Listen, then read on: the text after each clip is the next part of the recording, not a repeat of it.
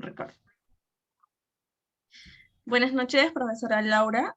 Nosotros somos el grupo número 3, conformado por Araujo Jara María Cristina, Serna Payani Katia Romina, Chávez Alcántara Sheila, Delaila Vázquez Rocío Doménica Valentina, y quien le habla Muñoz Castillo Crisolenca Mael. Vamos a presentarle nuestro trabajo de la T2. Voy a empezar hablándoles sobre el liderazgo dentro del grupo, el líder en grupo, diversos enfoques del estudio del liderazgo en el grupo. Quiero empezar diciendo que un líder puede ser un jefe, pero no necesariamente un jefe siempre es un líder.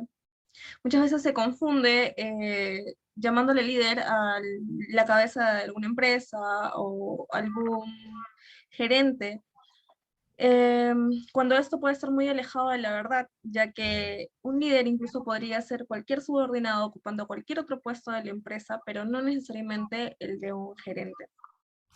¿Cómo podemos entonces identificar a un líder?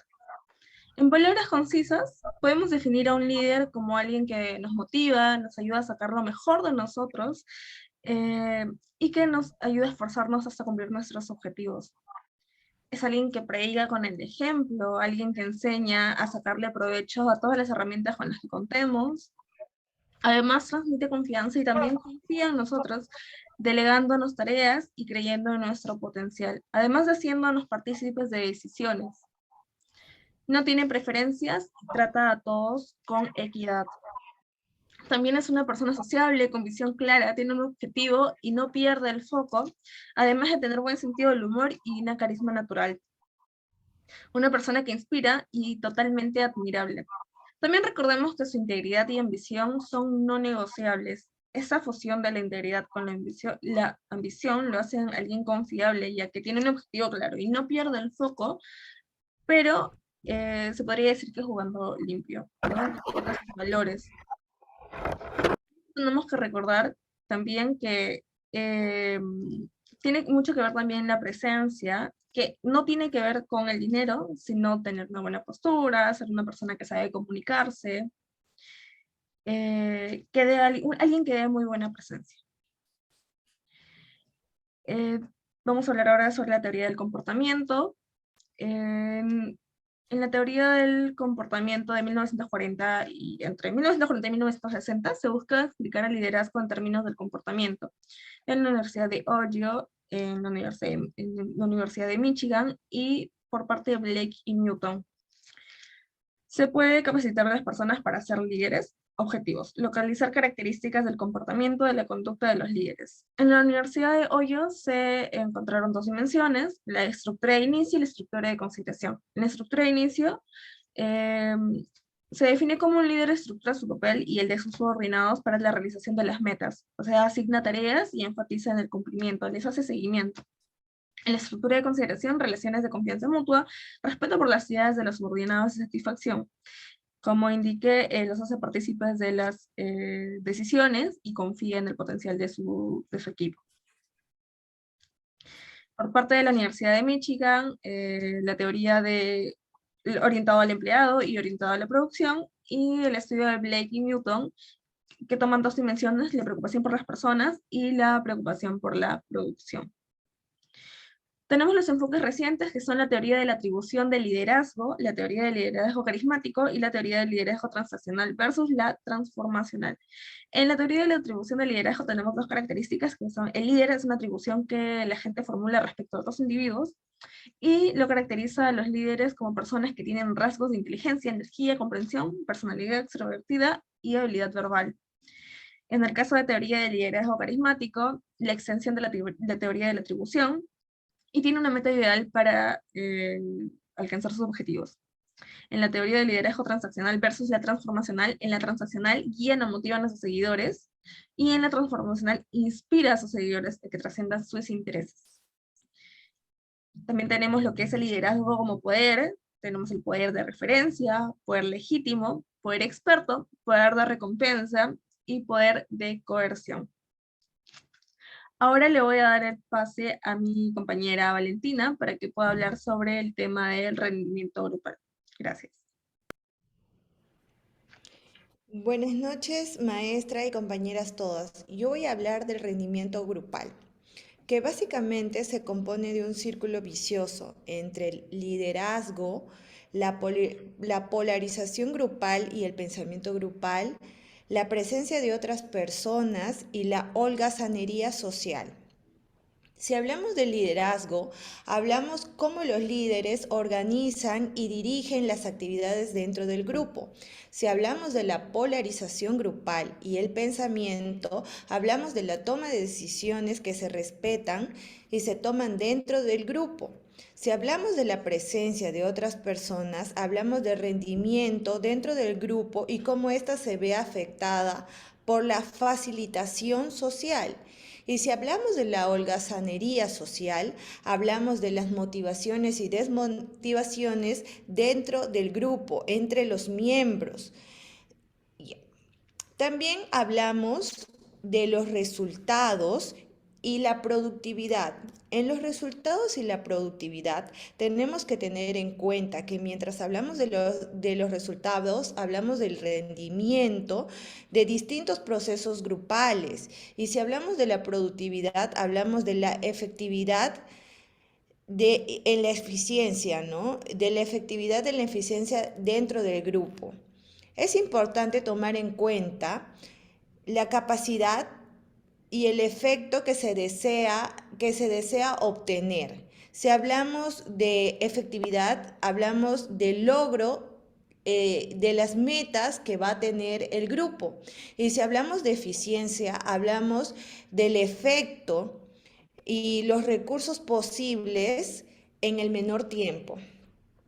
Tenemos un aporte importante de Gordon Allport en 1924. Él define a los factores que afectan el rendimiento grupal, o sea, la facilitación social, la define como un comportamiento.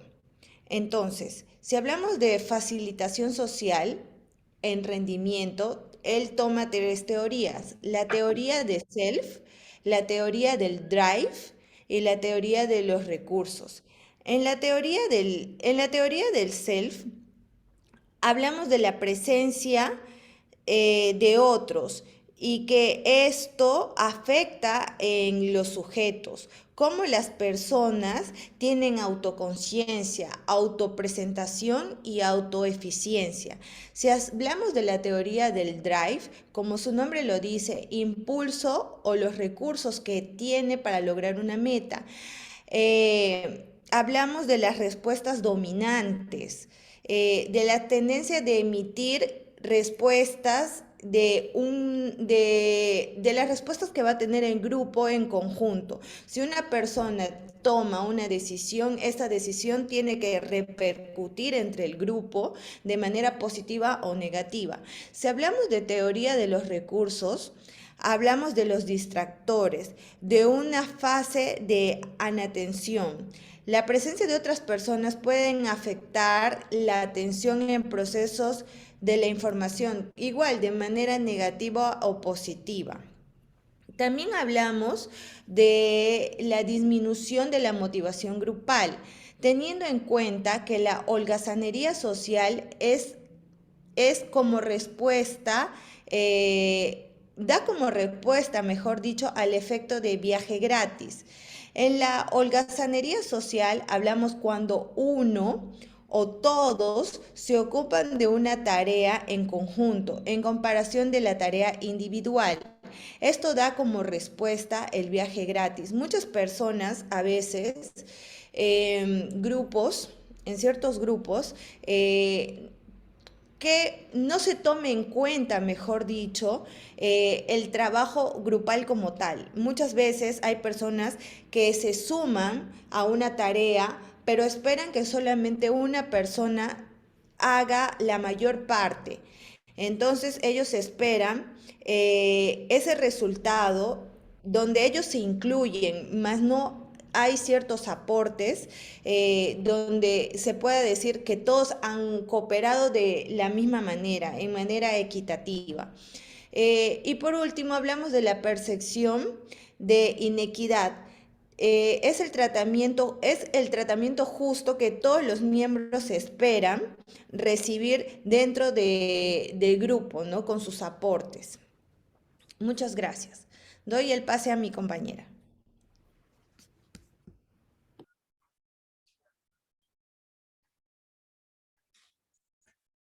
Buenas noches, profesora Laura, compañeras, buenas noches.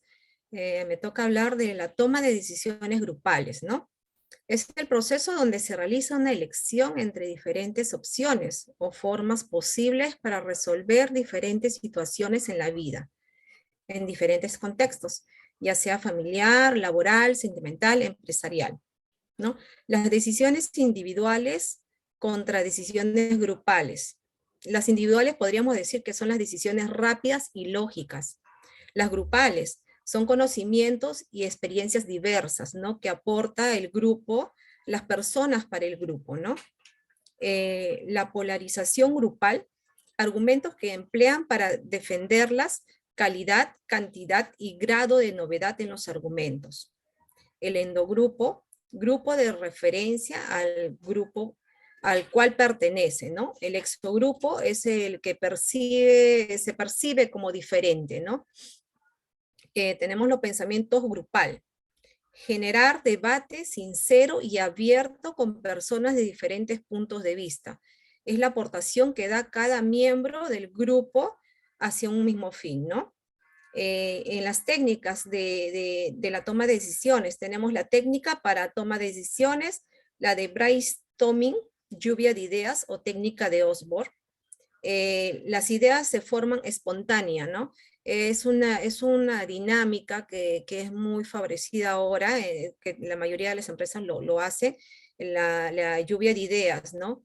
Que toda aportación del miembro del grupo es válido y no hay lugar a crítica, ¿no?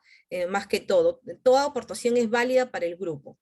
La técnica Gordon son cuestiones técnicas libres de asociación. Son pistas y estímulos, ¿no? Que da cada miembro al grupo. Tenemos también la técnica de agrupación nominal, denominada TAN, ¿no? Presencial, no discusión.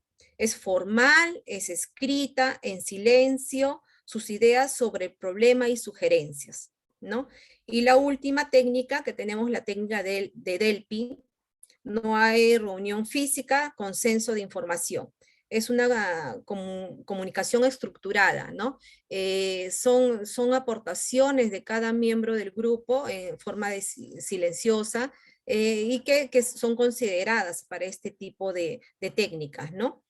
Las decisiones que podemos tomar en nuestra vida no son en realidad decisiones acertadas, decisiones erróneas o decisiones que nunca tomó. Esto es lo que puedo decir acerca del tema. Me paso a mi compañera para que siga hablando del grupo en área de salud. Gracias. Buenas noches, estimada profesora y compañeras todas. Vamos a hablar un poco acerca de los ámbitos de aplicación grupal y nos vamos a centrar en 4 grupos en específico. El primero sería los grupos en el área de salud. Los profesionales de la salud de diversas especialidades y disciplinas son conscientes de que uno de sus objetivos principales es mejorar la calidad de vida de los pacientes. Intensificar la calidad de vida es tan importante, tales como prevenir, curar, aliviar síntomas o dolor, como prevenir complicaciones y proporcionar atención humana y prolongar la vida de sus pacientes. En los grupos de educación, podemos decir que el estudio de la psicología de los grupos que está aplicada al ámbito educativo es suficientemente extenso como para ocupar por sí mismo todo un tratado. No obstante, dado el carácter introductorio que estamos dando al ámbito aplicado de la psicología de los grupos, nos centraremos exclusivamente y de forma sintetizada en los siguientes aspectos, que es la delimitación de la interacción grupal en el seno de los grupos educativos, la consideración del grupo como medio educador y las implicaciones que esto conlleva, y la consideración de los grupos como instrumentos de aprendizaje. En cuanto a los grupos en las organizaciones, a comienzos del siglo XX, Taylor y Fayol y sus seguidores consideraban a los grupos como importantes enemigos de la eficacia en el trabajo. pero dicha postura fue contrarrestada años más tarde por los experimentos realizados por Mayo y colaboradores en Hawthorne. Viteles en 1932 decía que el comportamiento de los sujetos en el trabajo siempre se encuentra bajo la influencia de los grupos. Shea y Gusso en 1987 decía que los grupos son considerados más como un problema que como una solución y son desestabilizadores del funcionamiento eficaz de las organizaciones. En cuanto a la inteligencia emocional en los grupos, podemos decir que a estas alturas la mayoría de los ejecutivos han aceptado que la inteligencia emocional es tan crítica como coeficiente intelectual a la efectividad de un individuo, pero gran parte del trabajo importante en las organizaciones se realiza en equipos. La nueva investigación descubre que el aspecto emocional en el nivel grupo se va a ver siempre y cómo lograrlo. Bueno, eso sería todo en cuanto a este tema y le doy el pase a mi compañera Shea. Buenas noches, compañeras. Buenas noches, Miss. Continuando con la exposición, ahora voy a hablar acerca del enfoque individualista. Según Floyd Alford, él abogaba mucho por el individualismo como solución al problema individuo-grupo. Él rechazaba, dice, la idea de mente grupal y la noción de cualquier tipo de realidad grupal. Según él, solo los individuos eran reales. Los conceptos grupales eran resúmenes de las actividades de los miembros individuales. Él no le negaba que los individuos pudieran comportarse de forma diferente en los grupos. Si las condiciones estimulares cambian también, según las respuestas individuales cambiaban, pues, ¿no? Con respecto a lo que es, dice que esta perspectiva, él define que el grupo, como los miembros, él rechaza totalmente la idea de mente-grupo, ¿no? Porque solo los individuos, para él, para su punto de vista, eran reales. Para Elford, la psicología social no se diferencia de la psicología individual. La existencia opuesta de la conciencia, la existencia supuesta de la conciencia colectiva de un espíritu grupal es totalmente negada, ¿no? Dice que la conciencia colectiva no es más que una suma de sus actos individuales. Elford comienza su defensa de la posición individualista, dice, atacando al concepto de mente colectiva o conciencia de grupo. Para él, la distinción que hace de grupos de participación y el cara a cara se puede utilizar para diferenciar las formas de concepto de mente de grupo. En los grupos de participación, dice que la forma más simple de la experiencia de grupo es la percepción conjunta que se produce cuando dos personas atienden pasivamente a estímulos comunes. Para él, un segundo tipo de experiencia es que, por ejemplo, cuando un grupo de personas de repente a cierta agresión, ¿no? Cada quien va a tomar una diferente actitud a esa situación. El argumento fundamental para Elford no existe, dice, para él ninguna conciencia grupo, porque la conciencia depende del sistema nervioso y solo lo tenemos nosotros como individuos. No existe una parte que se corresponda al cerebro dentro de la muchedumbre, dice Elford.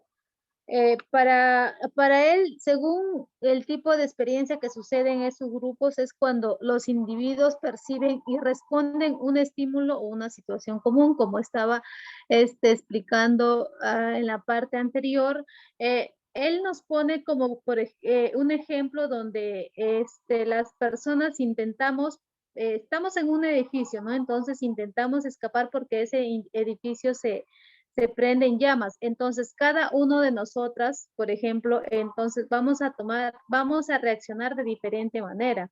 No vamos a reaccionar todos de la misma manera. Entonces,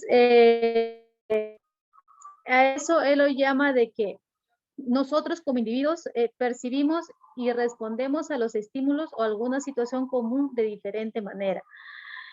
Bueno, eso es todo nuestro aporte, Miss, de nuestro grupo, el grupo número 3, y muchas gracias. Buenas noches. Buenas noches. Gracias.